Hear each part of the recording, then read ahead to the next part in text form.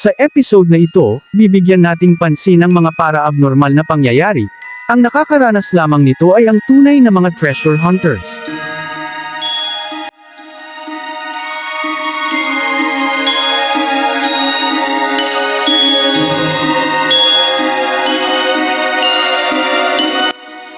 Sa kuwebang ito, imbes chamber ng kayamanan ang hanap ng mga hunters, ang kanilang natagpuan ay kwarto ng di mabibilang na bangkay ang nasumpungan.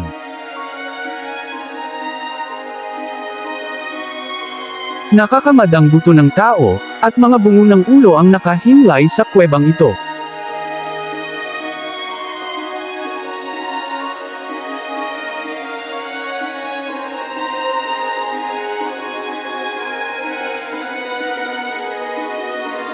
Basag ang bungo, wasak ang forma ng mga mata, at may mga butas ng bala ang parte ng ulo, ang mga bangkay dito.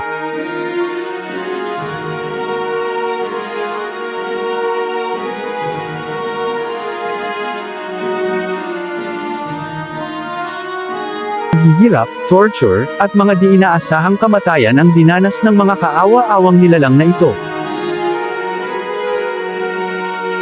Kaya sa bawat kuweba, sa bawat treasure site na inyong ginagalawan, libo-libong kaluluwa ang hindi pa rin napapayapa.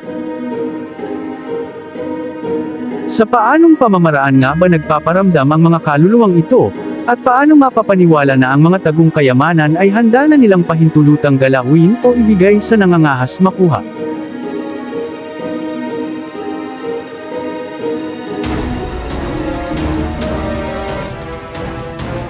Nag-eskan tayo dito sa Maydía de Nueva Vizcaya, unang nagparamdam sa atin ang atake ng mga limatik o lintang bulilit, kung sumipsip ng dugo daig pa ang Red Cross kung kumuha.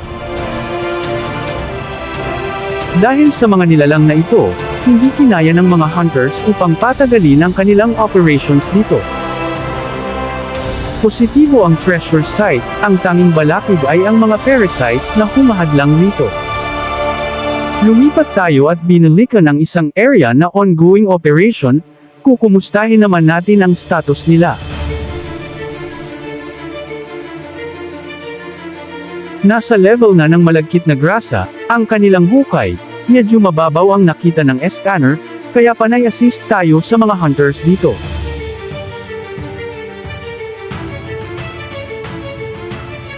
Marami ng indications na matatagpuan ng mga hunters ang ibinaong kayamanan dito.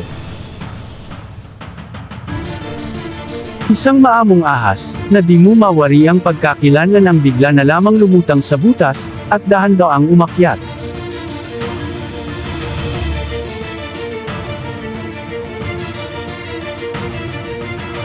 Dagli ang nagsiakyatan ng mga hunters, upang bigyang pansin ang ahas, at dahil di makaakyat inalalayan nila ito hanggang sa tuluyang makagapang pataas. Hindi nabubuhay ang mga ganitong ahas sa lugar, lalo na't grasa at alkytra na ang napipisil ng mga hunters dito.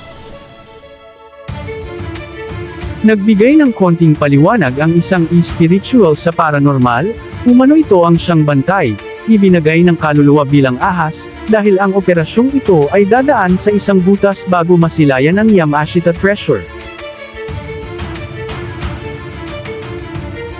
Pag-resume ng mga hunters, may isang saglit, pagkahibas ng tubig, mumulaga sa kanila ang butas na ipinahiwatig ng kaluluwang ahas.